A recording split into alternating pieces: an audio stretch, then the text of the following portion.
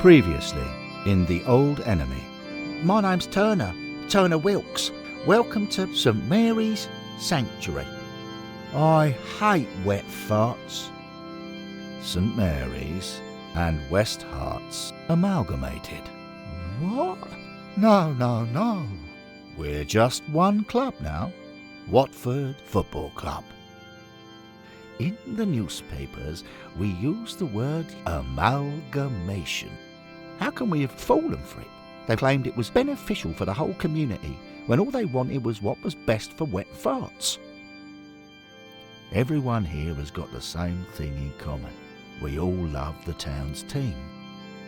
But I can't belong here. I only love St Mary's. Get your head down, Bill. He'll see you. He thinks you're a repairman from somewhere called Heaven Headquarters, remember? Gordon Bennett. He wasn't a repairman. He's a spy. I'm going back to defend my patch. I'm going to barricade myself in and the toffs out.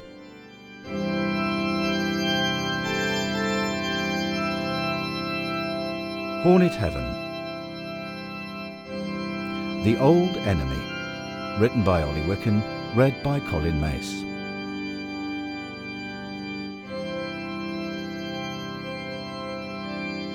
Earth Season 2022-23. Part 4. Turner Wilkes arrives in St Mary's Sanctuary in the open doorway of St Mary's Church. Home. Thank God. He starts to plan what to do. The fact that all three previous visitors to his afterlife materialised here tells him something, he realises. It means there's a single point of entry when people arrive from Hornet Heaven. This will be handy, he notes, for defending St Mary's Sanctuary against the enemy. He can be ready for them. Turner gets to work. He pushes the front door shut and brings down the heavy metal latch. He turns the big iron key in the lock. Then he drags a wooden pew from the nave and sets it against the door. He piles it high with anything he can find that'll add weight: a lectern, prayer books, hymn books, a huge Bible, and several crucifixes. He realises it looks like he's trying to keep out the devil, but given what wet farts did to Watford St Mary's, that's probably about right, he tells himself. It takes a while, but when he's finished, he stands back and inspects his work. There. That'll keep 'em out. In Hornet Heaven, Bill Mainwood is in the programme office. He ducked in here a few minutes ago when he saw Turner Wilkes marching into the atrium to fetch a programme that would take him to the portal and back to St Mary's Sanctuary. Bill's 13-year-old assistant, Derek Garston, enters. Oh, hello, sir. Why are you under your desk, sir? Has he gone, my boy? Who, sir? The man in the Victorian suit. You mean Mr. Grover, Mr. Mainwood, sir? No, scruffier, angrier, less posh, and far less kinky. Yes, sir. That man's gone, sir. Bill gets up off the floor and explains the situation, most of it anyway. He notices Derek is holding an old ledger. Earlier, he asked the boy to go through the lists of people arriving in Hornet Heaven over the years, to look for anyone who might be related to Turner Wilkes in case a family member could go and talk Turner round. He asks Derek, "Any luck finding a relative, my boy?" Possibly, sir. A Watford fan called Finley Wilkes, sir. Arrived in 1948, Mr. Mainwood, sir. He was 70, sir. Interesting. That means he'd have been 20 in 1898, so he could be Turner's son. Good work so far, Derek, my boy. Now you need to find Finley Wilkes in person for us. I'm already on it, sir. And I've also made some progress with those other investigations you briefed me on, sir. Into the truth, sir, of what happened in 1898, sir. Oh, good. Now this will be interesting." Bill sits down at his desk to listen. "I've done a bit of digging, sir, and I've unearthed 2 key pieces of information, Mr. Maywood, sir." "Go on, my boy. Tell me what you've got." "First, sir, there was an announcement in the Watford Observer in May 1898, sir, that the members of Watford St Mary's were meeting, and I quote, sir, to wind up the affairs of the club, sir."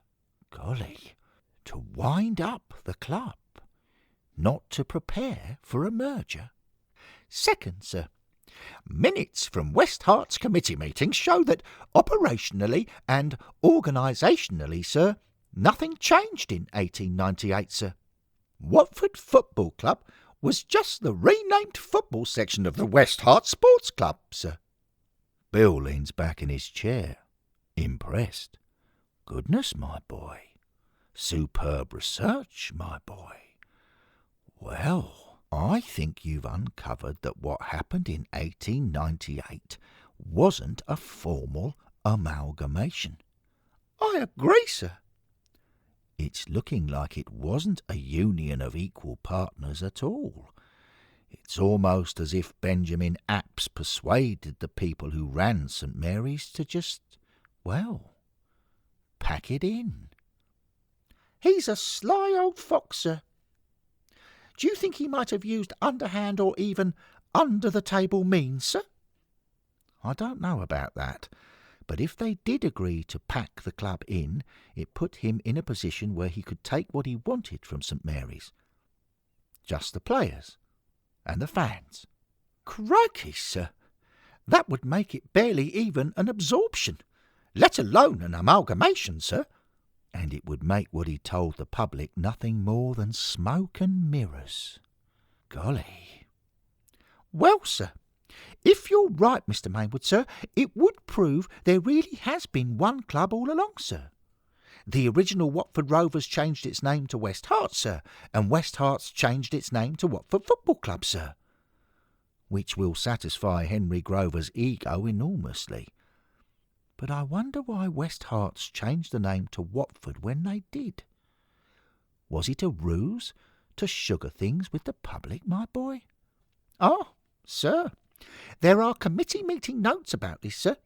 Apparently, another club once asked Mr. Apps where in West Hertfordshire the club were based, so he wanted to make clear that the location was Watford, sir." "Well, I can definitely imagine that a slick operator like Benjamin Apps wouldn't want to lose money from a game that had to be cancelled because the opponents had accidentally turned up in St Albans, my boy." "Originally, sir, Mr. Apps wanted to call the club the Watford Football Club, with a 'the' on the front, sir, as in the one and only, sir." "Ah, well, maybe that explains the timing. I must say it's really quite clever.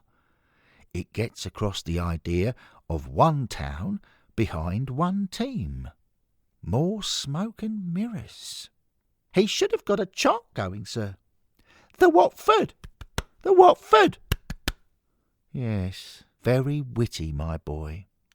Right, I need to get on. I need to come up with something to say to Turner Wilkes." "Ha! Good luck with that, sir. If a 15-0 Watford victory in our first game didn't get him on board, I don't know what could, sir." Bill sits and thinks. He knows he's got a task on his hands.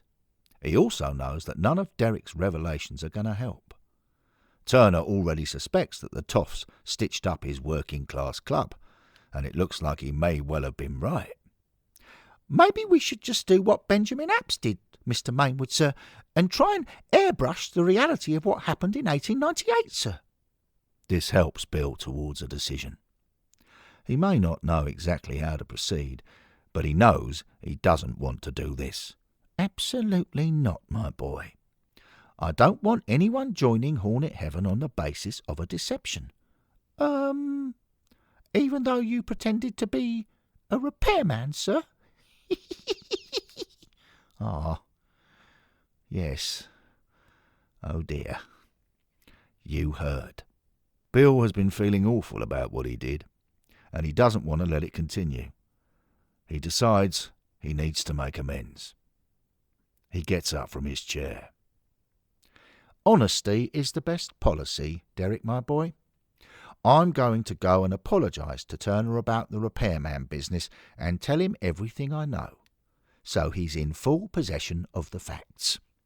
And I'm going to do it right now.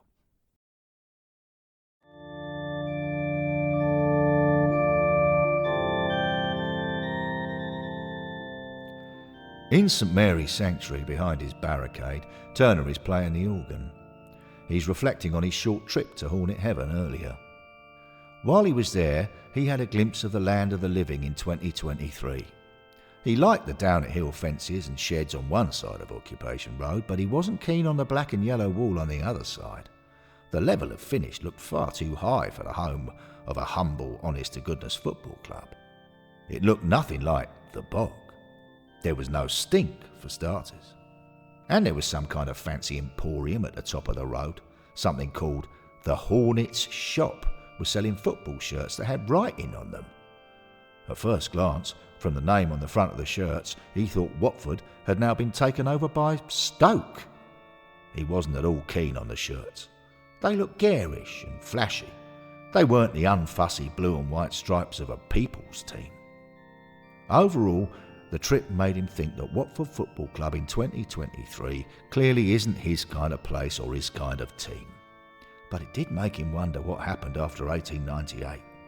Clearly the club still exists 125 years later, but how have they got on?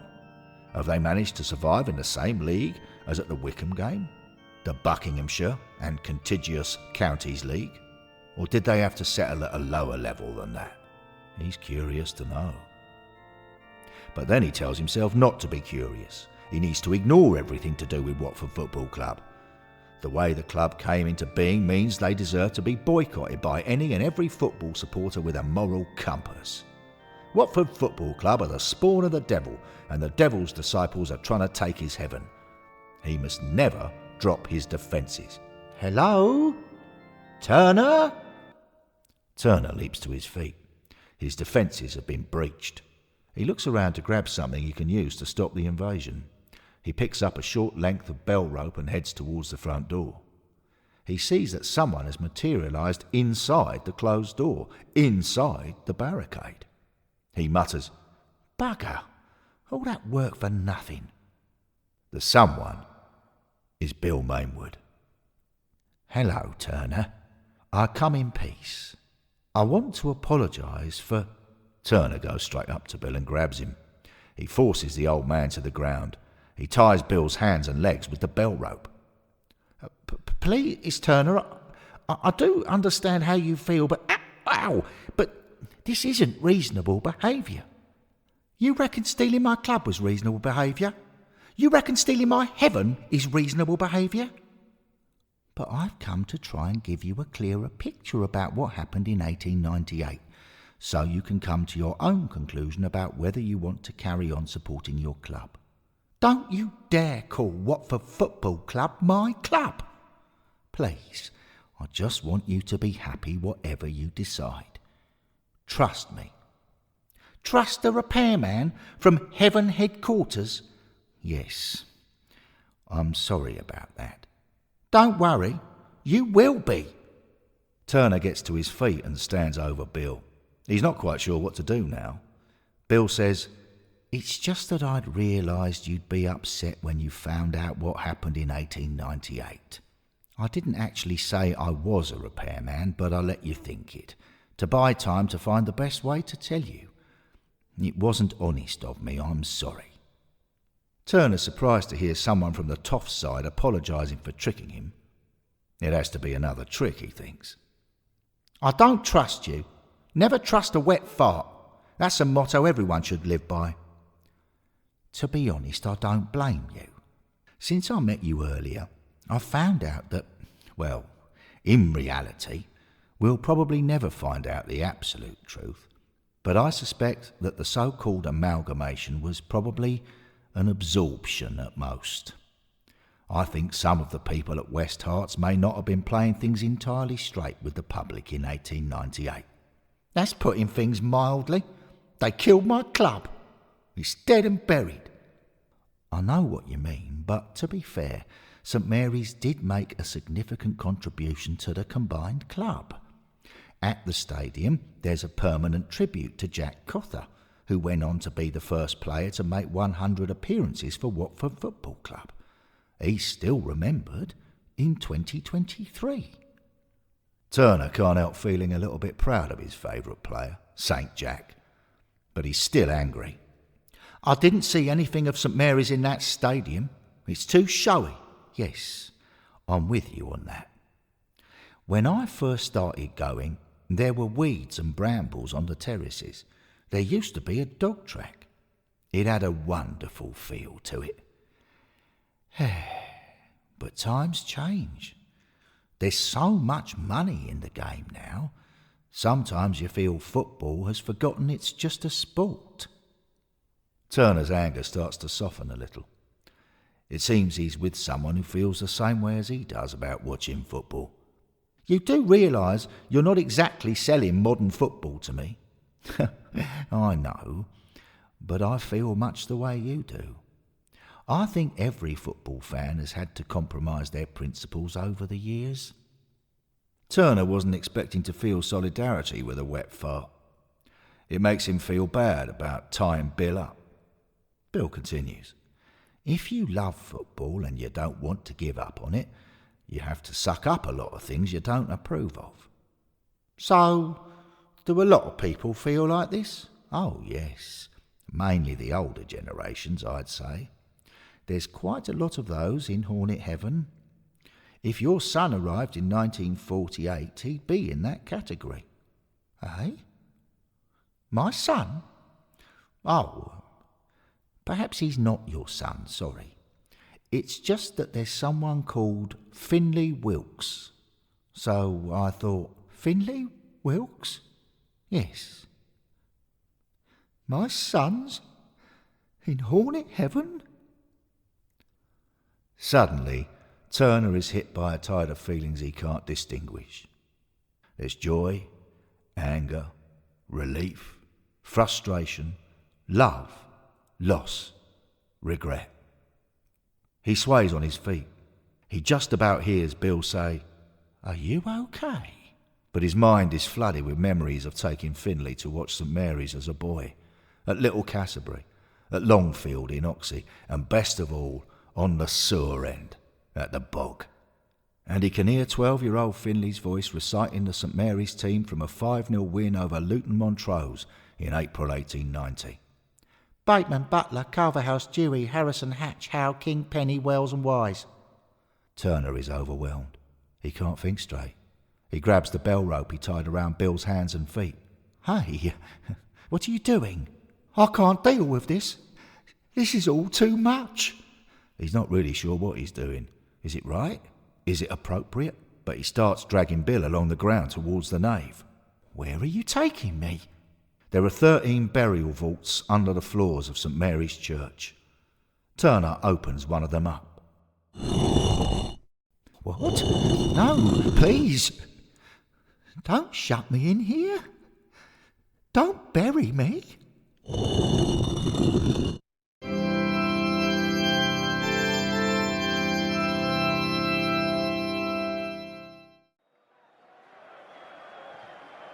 It's Saturday, or Football Day, as Finlay Wilkes has always thought of the first day of the weekend. Finlay has been going to watch football on Saturdays ever since his dad took him to his first match in the 1880s, a St Mary's game at Little Cassabury. He loves everything about a football match. It's a community event. It's a contest. It's a spectacle. You want to know how it will finish. It brings out your emotions. And other people's emotions bring out your emotions even more. There's effort and skill and courage to appreciate. Finlay has been hooked on all this for nearly 140 years. As a lad, when St Mary's weren't playing, he'd go and watch any other team in Watford who had a game, usually West Herts. Before the days of easy away travel, lots of supporters did the same. He'd go to the other games without his dad because his dad was strictly a St Mary's man. Turner had a chip on his shoulder about the toffs, as he called them. Finley never really understood why someone would deprive themselves of the excitement and entertainment of a football match on Saturday for some kind of tribal reason. But Saturday isn't just football day, it's also family day. Down on earth, when Finley was a boy, it was when he got to spend time with his dad watching St Mary's. And now, in 2023, it's when he goes to watch Watford in Hornet Heaven with his 2 sons and 4 grandchildren who are up here with him. Today they're watching Watford's FA Cup 3rd round tie at Reading. They've chosen seats next to Finley's great-grandchildren and great-great-grandchildren who are in the land of the living on the other side of the astral plane. Finley doesn't mind that the football isn't up to much, because he's with the people he loves. This afternoon, Finley notices Skilly Williams a few seats away and goes over to shake the great man's hand. Skilly has tears in his eyes because today his great-great-grandson has come on to make his debut for Watford, more than 100 years after Skilly first played for the club. So Finley doesn't just shake Skilly's hand, he hugs Skilly too. He can see how much the moment means. When the final whistle goes, Finley and his sons and grandchildren head back through the ancient turnstiles onto Occupation Road. On the tarmac, someone is waiting for Finley. It's Bill Mainwood's young assistant from the programme office, Derek Garston. The 13-year-old comes up and says, "Excuse me, sir, but is your name Finley Wilkes, sir?" Finley calls out to his sons and grandchildren. "Catch up with you in a minute," he says to Derek. "Yep, son, that's me." "And can I ask you, Mr. Wilkes, sir, was your father Turner Wilkes, sir?" "That's right. He's not in Hornet Heaven, though. He supported Watford St Mary's and died before the merger. I reckon he must be in a St Mary's heaven." "Correct, Mr. Wilkes, sir. He is, sir." Finley chuckles at the schoolboy's noble manner. "You seem very certain about your facts, son, but how could you possibly know for sure?" "Because Mr. Mainwood has just discovered that the St Mary's Heaven is linked to Hornet Heaven, Mr. Wilkes, sir. It turns out there's a portal, and you can come and go between the 2 afterlives, Mr. Wilkes, sir." Finley stares at the boy. "You're joking. You mean—" "Mr. Mainwood met your dad there, Mr. Wilkes, sir, and your dad's been here to Hornet Heaven to watch a game." Finley's eyes fill. He guesses he must look exactly like Skilly Williams looked a few minutes ago. He could definitely do with a hug. If he's going to be reunited with his dad, then today, Saturday the 7th of January 2023, a football day, is going to be the most emotional family day of his afterlife. "You mean I can see my dad again? He's here?" "Yes and no, Mr. Wilkes, sir. You can see him again, but he's left Hornet Heaven and doesn't want to come back, sir. He's too upset at discovering that St Mary's was swallowed up by West Herts in 1898, Mr. Wilkes, sir." A tear rolls down Finley's cheek. He laughs. "The silly old sod. I'll go and get him."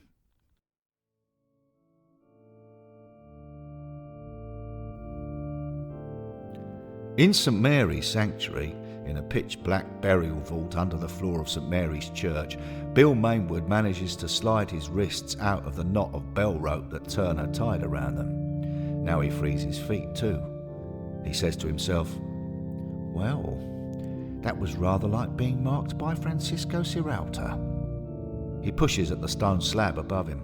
He can't shift it. It's too heavy. "And this is rather like marking Keenan Davis." Bill lies in the dark and wonders whether he's going to be in isolation now, with no human contact for the rest of eternity. It makes him appreciate the way Turner must have been feeling every day since the 19th century. And as he thinks back on today's events, he also appreciates how the so-called amalgamation might look from Turner's point of view. To judge from what Bill's now heard, the various dealings in 1898 could well have been extremely shady. Surely Turner and all the other former St Mary's fans deserve to know the truth, he thinks to himself. He has an idea. If he ever gets out of this vault, maybe he could take St Mary's fans on a magical history tour to the final Watford derby in April 1898 at Cassio Road. They could go and look behind the pavilion to see if Benjamin Apps is slipping a brown envelope to someone from the St Mary's Committee. All strictly on the QT, of course, my dear fellow. But see to it that St Mary's are wound up within a fortnight. There's a good chap. And there'll be plenty more where this came from. Bill starts imagining a second scenario from 1898. He can picture Benjamin Apps smoothing his moustache and smiling as Jack Cother and Bobby Slaughter each open a box of brand new football boots. He can also imagine a scenario from 2023 if people start protesting against Gino Pozzo. Groups of former St Mary's fans might gather outside the Troy Deeney atrium in Hornet Heaven chanting, "We want our club back." One group might even style themselves as the Sewer End Ultras, wearing balaclavas and gas masks. After a few minutes, Bill stops thinking about all this. It isn't going to get him out of this burial vault. He starts banging on the stone slab.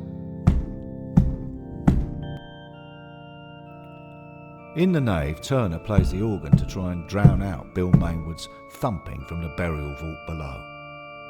He needs to be more wary than ever, he's realised. He can't trust anybody. The enemy have got his son. They might even use Finlay against him. That's why he's repositioned his barricade by stacking up pews on the nave side of the spot where people materialise when they arrive in St Mary's Sanctuary from Hornet Heaven. He's got a stronger defensive position now, whoever the toffs might send next. Hello? Hello? For God's sake, more wet farts. Why can't they just leave me in peace? Turner gets up and walks through the nave towards the doorway. He sees a pew crash to the floor. On the other side of the barricade, he sees a man he doesn't recognise, probably about 70, pushing at another pew. Turner's incensed. He picks up another length of bell rope. As the next pew falls, he launches himself over the barricade at the man. He tackles the man to the ground. He kneels on the man's back and ties the bell rope around the man's wrists and feet. He grabs the man by the hair and snarls into his ear. "Right, that's you sorted." The man says, "Hello, Dad." Turner stares. "What?" "It's me, Finlay." The moment seizes hold of Turner. This is his son? The lad of 20 he left behind when he died, now 70? He turns Finlay's head. He stares at the face. He recognises the eyes. "My lad." Turner's not quite sure what happens next. He feels he's unravelling. All of the loneliness and loss of the last 126 years floods out of him. He bursts into tears. He lies on top of Finlay and wraps his arm around his only son. His body convulses against Finlay's back. Any chance you can untie me, Dad?" After what seems an age, Turner stops convulsing, stops crying. He tries to think. "But how can I untie you? You're one of them." "There's no them, Dad. There's just one community of football fans in Watford. We're all together." "That's not true. I'm Watford St Mary's." "You were St Mary's, Dad. But St Mary's are now Watford Football Club. So you're Watford Football Club." "No. Never." It's as simple as that, Dad. There's no need for it to be any harder. Turner pushes himself off his son. He sits on the cold stone floor. It's not simple. He can't let the matter lie. The rivalry between Watford St Mary's and West Herts has been in his system producing bile since the 19th century. He says, "Watford Football Club are wet farts." "They're what?" "The toffs gave their club a new name to hide what they were up to. They'll have bought people off. That's what they always did." "I don't think they did, Dad. Not that I heard. I think they genuinely wanted to do the right thing for the town, which was making sure there was just one club. Rubbish. They'd have thrown money around to make sure they won. Well, if that's true, you should be delighted, Dad. St Mary's were part of the new setup. So you and I won, and the toffs paid for it. Turner wonders if he could ever see it like this. He thinks not. I could never live with wet farts. I hated their players. Fred Robbins was a proper dirty so-and-so. And the merger made him our proper dirty so-and-so, Dad. He's in Hornet Heaven. You can meet him if you want. We're all on the same side now. That place isn't for me. I've had a look. There's nothing of St Mary's there. I could never love Watford Football Club. But that's where you're wrong, Dad.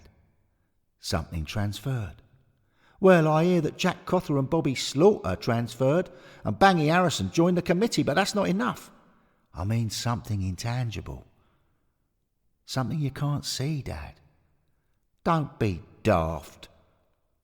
Where's the proof, son? The proof is that you love Watford Football Club, Dad. What? No, I don't. It's obvious you do. How? Because to get into Hornet Heaven, just to set foot in the place, Dad, you have to love Watford Football Club. That's how it works.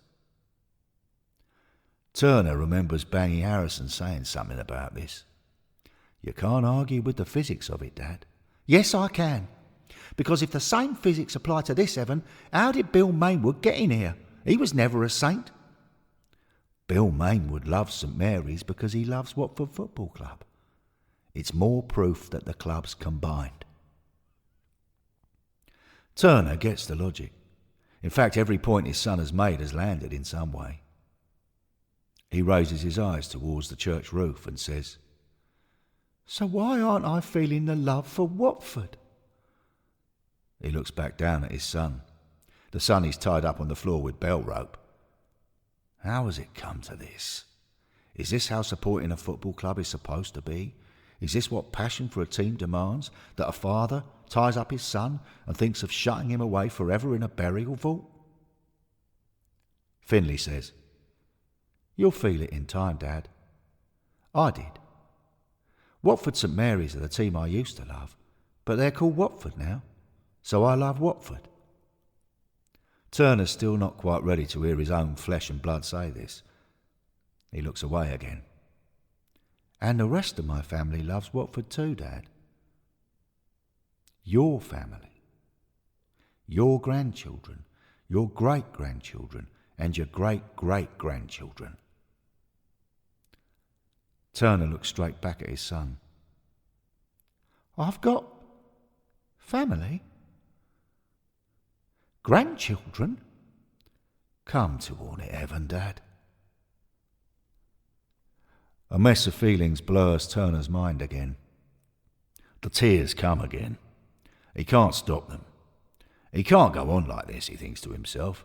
He can't bear to. Slowly, he crawls over to his son and unties the bell rope. He helps his son to his feet. They hug, face to face this time. Eventually, Turner steps back and says, Right. I'll give Hornet Heaven a go. He sees a smile break across Finlay's face. We'll all support you, Dad. We'll support you the way you've always supported St Mary's. Without question, forever. Thank you, son. Thank you. Right. Let's go. We get to the portal this way, through the chapel. Oh, by the way, Dad, you said Bill Mainwood came here. Did you, Oh, yeah. I nearly forgot, son.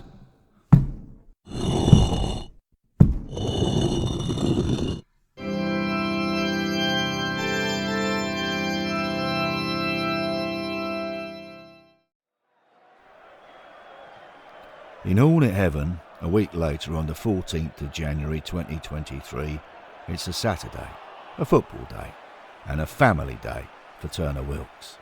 He's at Watford's home game against Blackpool in the Championship. He's amazed by the inside of Vicarage Road Stadium.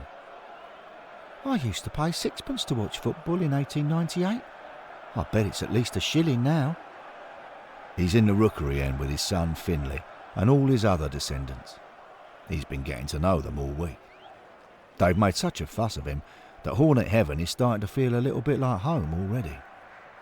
Today is also what Bill Mainwood is calling Fan Appreciation Day. Two of the biggest names in Watford Football Club's history, Cliff Holton and Graham Taylor, are alongside Turner as he watches his first live game in 125 years. Turner hasn't fully grasped these men's contributions to Watford Football Club just yet, but he can see that Finley and his grandchildren are awestruck in their presence. During the week, Bill took Turner on a series of magical history tours to bring Turner up to date with things. And the two of them are now great mates, just as Turner hoped when they first met. On the tours, Turner discovered to his utter astonishment that the Unified Club has played in 2 FA Cup finals, finished Football League runners-up, and played in Europe. He admitted to Bill, "To be fair, I don't think St Mary's could have hosted a UEFA Cup tie at the Bog." And yet, for all the wonderful things he's already seen and experienced in Hornet Heaven, and despite accepting that if Finley and his family can be fans of Watford Football Club, so can he, Turner's not really feeling much attachment to what he's seeing on the pitch. There are several things getting in the way, beyond the feeling that money has turned a simple sport into an over-theatrical spectacle. There's the whole idea of a football team being allowed to replace half of its players with substitutes during the game. And there's the bewildering mystery of why a footballer would cut holes in the back of his socks. But Turner's particularly struggling to recognise what Jack Cother told him when they first met, that Watford Football Club is a club that represents the town. How can this be true, when the starting lineup today includes players with international caps for Austria, Spain, Chile, Senegal, Nigeria and Ivory Coast? The men of Watford don't seem to be from Watford. He's feeling disconnected, so far anyway. He's hoping that at some point in the future, if not today, there'll be a moment that makes him feel a real bond with Watford Football Club in 2023. During the first half of the match, not much happens apart from Ismail Assar hitting the bar. Turner's son, Finley, comes up and puts an arm around him. "It's a bit different from your last match, eh, Dad? At the Bog." "What are you thinking so far?" "I'm wishing the rookery end was the sewer end." My nostrils aren't. But how are you getting on with the difference from what you're used to? "There's a lot of adjusting to do, son. Football used to be a game for local players, but some of these players are from countries I've hardly heard of." "Yeah, I'm not saying they're mercenaries, but we do buy them in from around the world these days. Still, there's a couple of youngsters on the bench who are from around here, Dad. Jack Greaves is Watford born and bred, and his great-great-granddad played in goal for us 100 years ago." "In that case, I'd definitely like to see young Jack get on the pitch." "Me too.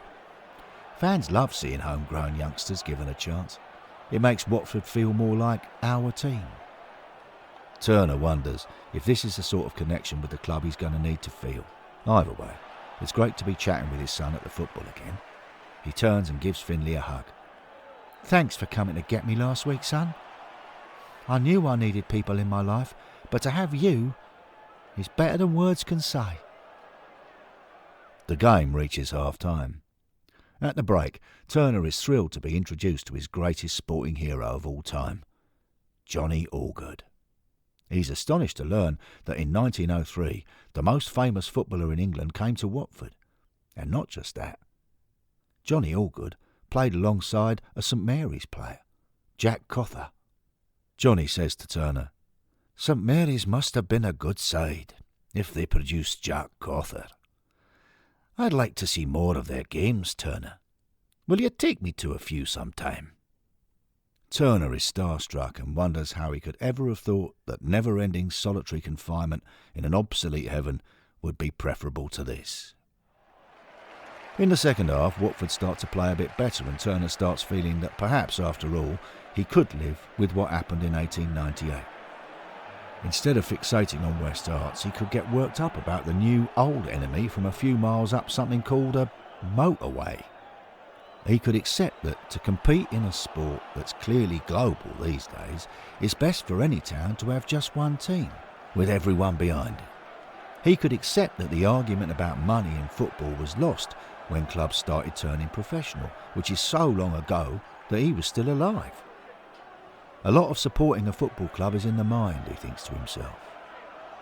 Later, down on the pitch, it's still 0-0 with just over 20 minutes to go, and Watford bring on their third and fourth substitutes of the match. One of them is a homegrown 17-year-old called Toby Adeyemo, making his league debut. The crowd cheers Toby with an extra burst of noise. Turner hears Finlay say, "There you are, Dad. See what I was saying?" Turner smiles. It makes him feel good to know that Toby Adeyemo joined the club as a boy and has worked his way into the first team. Toby sprints onto the pitch and it's as though he's emerging from the Watford football community as one of their own to join the first team. And soon, just 4 minutes later, Watford's Colombian midfielder plays in the Brazilian winger who shoots. The ball rebounds to the local boy. Toby steps towards the ball and slams it into the net. The crowd roars, and then they roar louder as they realise who scored the goal. Turner watches the reaction around him. Finlay and the rest of the family grab each other in excitement. Bill Mainwood's eyes mist a little as he watches Toby Adeyemo run off to the corner flag, clutching his head in disbelief at his achievement. Cliff Holton and Graham Taylor put their arms around each other's shoulders and grin. And it's at this moment that Turner feels the connection. He can see what Watford Football Club means to everyone here. It doesn't matter that there were two clubs once, one called Watford St Mary's and one called West Arts. Here and now in 2023, the Watford football community is uniting around a single act by Toby Adeyemo, just as they united around a single act by Benjamin Apps in 1898. And, Turner thinks to himself, if it was a young apprentice who scored, rather than a highly paid professional, maybe Watford Football Club can feel like an everyman's team, just like St Mary's did. Turner grins. He wants to be part of this. He looks over to Bill Mainwood again and sees that his new friend is still jigging about with joy. He goes over. He reaches into his pocket and takes out the enamel badge Bill gave him. He says, "You'll be wanting this back, Bill. I understand its sentimental value now." "Oh, goodness. I've got hundreds of those. You keep it, Turner." Turner looks at the badge, the badly drawn moose and the word Watford. He smiles, and he pins the badge onto the lapel of his suit. Turner Wilkes is where he wants to be, forever.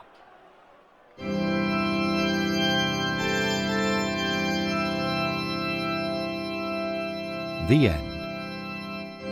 The Old Enemy was written and produced by Ollie Wickham. It was read by Colin Mace. If you're interested in historical facts about Watford Football Club's early days and about Watford St Mary's, please visit watfordgold.org.uk.